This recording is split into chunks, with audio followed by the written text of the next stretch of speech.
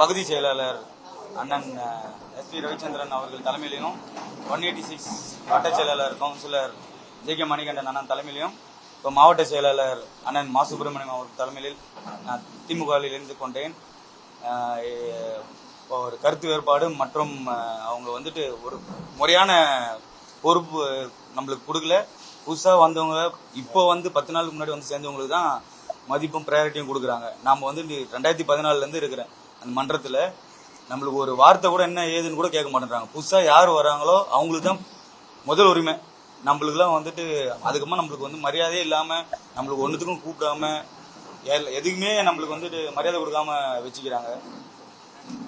நம்ம எது பேசினாலும் என்ன சொல்றாங்கன்னா, நீங்க வெயிட் பண்ணுங்க, நான் உங்களுக்கு தரேன், வெயிட் பண்ணுங்க தரேன்னு சொல்லிட்டு 10 நாள் 15 நாள் முன்னாடி கட்சியில ஜாயின் பண்ணவங்களுக்கு தான் ப்ரையாரிட்டி கொடுக்குறாங்க. அதுக்கப்புறமா நம்மள மதிப்பே இல்லை, எதுவுமே கூப்பிட மாட்டேன்றாங்க. ஸோ அதனால எனக்கு தாவேகால விலகி திமுக இறஞ்சிட்டேன். நான் என்ன பொறுப்புல இருக்கீங்க நீங்க? வட்ட இணையில போட்டிருந்தாங்க. வட்ட இணை அவங்க இணை 2வது பிளஸ். திமுக நீங்க எஞ்சிருக்கீங்க, இதுக்கு என்ன காரணம்? திமுகலனா எனக்கு திமுக மேல ஒரு பற்று இருக்கு ஃபர்ஸ்ட்ல இருந்தே. பட் ஆனால் நான் விஜய்ன்றவருக்காக நான் அந்த ஒரு ஆசைப்பட்டு நான் போயிட்டேன். நான் 2014 மன்றத்தில் இருக்கேன். பட் இப்போ விஜய் அவருன்றதுனால நான் போயிட்டு ஜாயின் பண்ணேன்.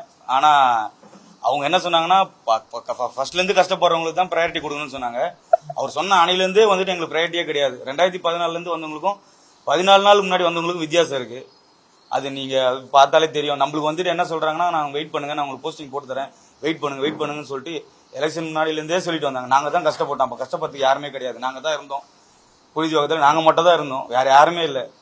இப்போ என்ன ஆச்சுன்னா, இப்போ புதுசாக ஜாயின் பண்ணவங்களுக்கு தான் முதல் உரிமை கொடுக்குறாங்க. அப்போ நாங்களாம் அங்கே கஷ்டப்படுறதுக்கு வேஸ்ட் தான், இருக்கிறதும் வேஸ்ட் தான். நம்மளுக்கு மரியாதை இல்லாததுல நம்ம இருக்கிறது வேஸ்ட். மெயினா திமுக ஆட்சியில் இருக்கும்போது நிறைய திட்டங்களை கொண்டு வந்து மக்களுக்கான பணிகள் தொடர்ந்து செஞ்சாங்க. எதிர்கட்சியா இருக்கும்போது அவங்களுக்கான பணிகளை செய்யறாங்க. அதை திமுக எதிர்கட்சியா தான் பவரா வேலை செய்யும் நான் நம்புறேன். எப்பவுமே எதிர்கட்சியா இருக்கும்போது திமுக தவிர வேற யாராலும் பவரா இருக்க முடியாது. நாங்க கஷ்டப்படுவோம். திமுகவுக்கு அடுத்த எலெக்ஷன் எப்படி வருதோ நாங்க அதுக்கேற்ற மாதிரி நாங்க சப்போர்ட் பண்ணி நாங்க ஃபுல்லா டிஎம்ஏ. என் பேர் சந்தோஷ்.